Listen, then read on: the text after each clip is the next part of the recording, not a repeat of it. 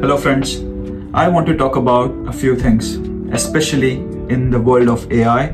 There is a strong sentiment that AI is completely going to kill software engineering jobs. If you are a software engineer, if you are a developer, and if you are scared that AI is going to take over your jobs, then you have to ensure that you are doing these things. This has come from experience. I've seen lots of waves of change, and there are certain things that are timeless. If you follow that advice, you'll be fine. So the first thing is learn new AI tools, especially see what's being talked about. Is that really true? Can it really create perfect code? I've tried it myself, and let me tell you my first-hand experience is that it can do really good job at creating code, but it's not perfect. At least for the next 5 to 7 years, I can see that it's not really easy to at least remove software engineers from the whole product development pipeline. It's just not possible. The way engineers develop software, that will certainly change. There will be heavy use of AI coding assistants. GitHub, Microsoft, I think they're pushing GitHub Copilot at full throttle. It's really good.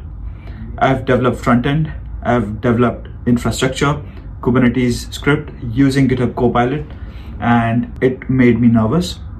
But I could see that after it generates the code, you have to change it a lot. You have to ensure that sometimes the context is right. You have to change the code. For that, you have to be able to understand the code. That means skills are necessary, right? You can't expect a CEO of a company to suddenly, who has never coded before, to just jump in and create the perfect software right now. I say right now because software engineering and these AI tools are improving day to day at a really fast pace. And I think that is why there will certainly be a time when you can create really good products with the AI tools without using software engineers at all. That future is coming, but it won't be soon. And I think the main reason for that is this is not how markets work.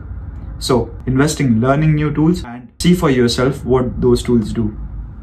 Second point is invest in, expand your skills on, just be more T-shaped, right? Do you know what T-shaped is? Is have a specialized skill. You are a front-end engineer, but learn a lot about DevOps, know how backend systems work, know how infrastructure systems work, right?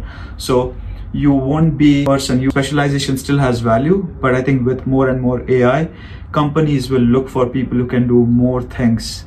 They will look for one engineer who is able to create a beautiful front end with a very decent, highly scalable and resilient back end with a database, and you just develop the whole end-to-end application, right? So the need for a full stack engineer will be there. Someone who understands not just that, even data engineering. So someone who can then build reports on it, have really nice visualization skills.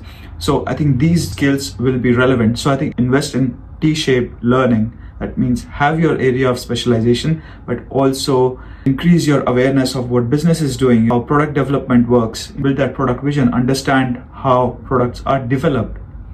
That is the second thing. And third thing is just invest in build toy projects, have first-hand experience, build an end-to-end, let's say build a to-do app which actually has a state, which means it can store the to-do items in a database, right? And then deploy it and such that, and try doing that without actually coding. See if you can minimize coding and develop an end-to-end app purely by using one of the existing models or AI coding assistant. You use Tab9, use GitHub Copilot, use ChatGPT, or I've heard Claude is pretty good as well. So use that, have again first-hand experience, see how much can you delegate to AI in terms of building the software, right?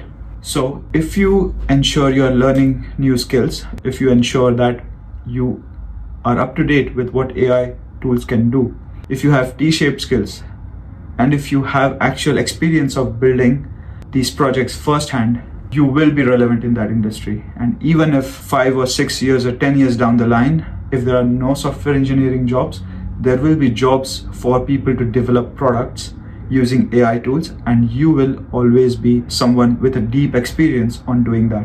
Thanks for listening to me, and see you next time. Bye-bye.